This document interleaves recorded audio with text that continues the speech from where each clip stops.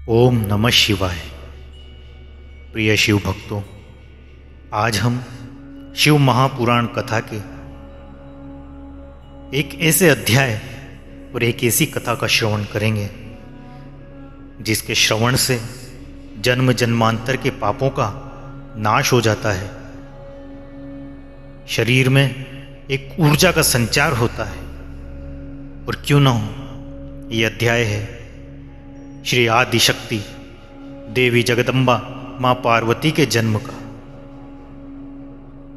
आइए इस कथा रूपी अमृत में गोते लगाएं और शिव शक्ति के पुनः मिलन के साक्षी बने। ब्रह्मा जी कहते हैं, नारद, तदनंतर मेना और हिमालय आदर पूर्वक देव कार्य की सिद्धि के लिए कन्या प्राप्ति के हेतु वहां जगत जननी भगवती उमा का चिंतन करने लगे, जो प्रसन्न होने पर संपूर्ण अभीष्ट वस्तुओं को देने वाली है। वे महेश्वरी उमा अपने पूर्ण अंश से गिरिराज हिमवान के चित्त में प्रविष्ट हुई। इससे उनके शरीर में अपूर्व एवं सुंदर प्रभा उतर आई। वे आनंद मग्न हो अत्यंत प्रकाशित होने लगे। उस अद्भुत तेजो राशि से संपन्न महामना हिमालय अग्नि के समान अदृश्य हो गए। तत्पश्चात सुंदर कल्याणकारी समय में गिरिराज हिमालय ने अपनी प्रिया मेना के उदर में शिवा के उस परिपूर्ण अंश का आधान किया।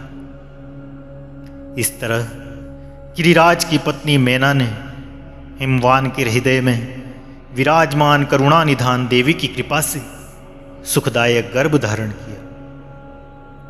संपूर्ण जगत की निवास भूता देवी के गर्भ में आने से गिरि प्रिया मेना सदा तेजोमंडल के बीच में स्थित होकर अधिक शोभा पाने लगी।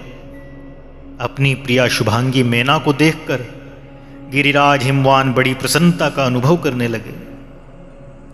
गर्भ में जगदम्बा के आ जाने से वे महान तेज से संपन्न हो गई थी। हे मुने, उस अवसर में विष्णु आदि देवता और मुनियों ने वहां आकर गर्भ में निवास करने वाली शिवा देवी की स्तुति की और तदनंतर महेश्वरी की नाना प्रकार से स्तुति करके प्रसन्नचित्त हुए। वे सब देवता अपने अपने धाम को चले गए। जब 9वां महीना बीत गया और 10वां भी पूरा हो चला, तब जगदम्बा कालिका ने समय पूर्ण होने पर गर्भस्थ शिशु की जो गति होती है उसी को धारण किया, अर्थात जन्म ले लिया।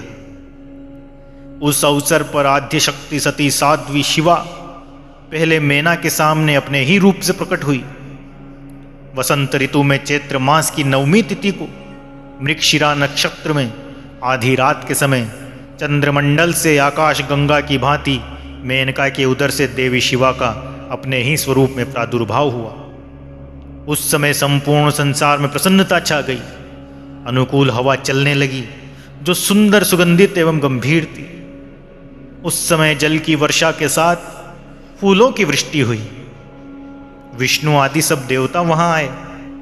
सबने सुखी होकर प्रसन्नता के साथ जगदम्बा के दर्शन किए और शिवलोक में निवास करने वाली दिव्य रूपा महामाया शिवकामिनी मंगलमयी कालिका माता का स्तवन किया। नारद, जब देवता लोग स्तुति करके चले गए, तब मेनका का उस समय प्रकट हुई नील कमल दल के समान कांति वाली श्याम वर्णा देवी को देखकर अतिशय आनंद का अनुभव करने लगी।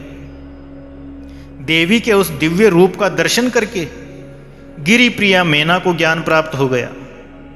वे उन्हें परमेश्वरी समझकर अत्यंत हर्ष से उल्लासित हो उठी और संतोष पूर्वक बोली, जगदम्बे महेश्वरी, आपने बड़ी कृपा की जो मेरे सामने प्रकट हुई।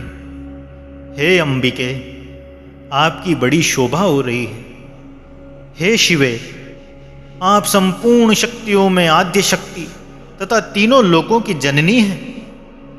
देवी, आप भगवान शिव को सदा ही प्रिय हैं तथा संपूर्ण देवताओं से प्रशंसित पराशक्ति हैं।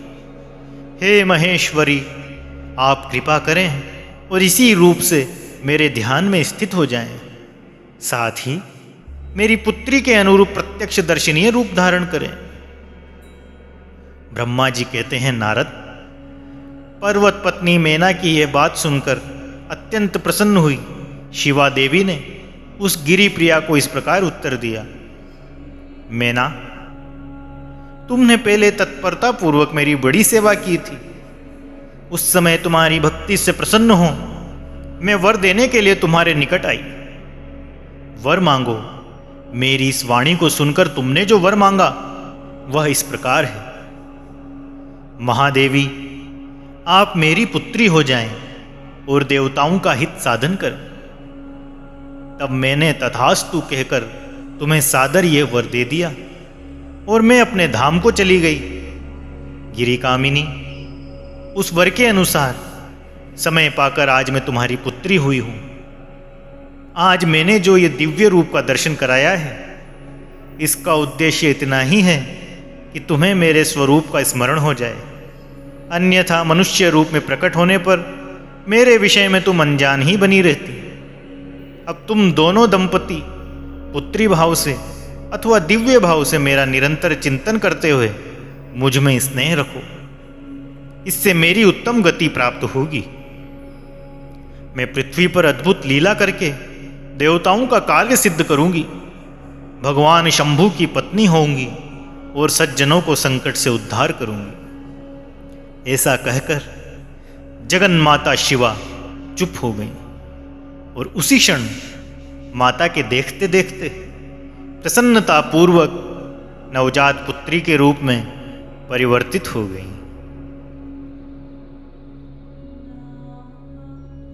इसके आगे की कथा अगले अंक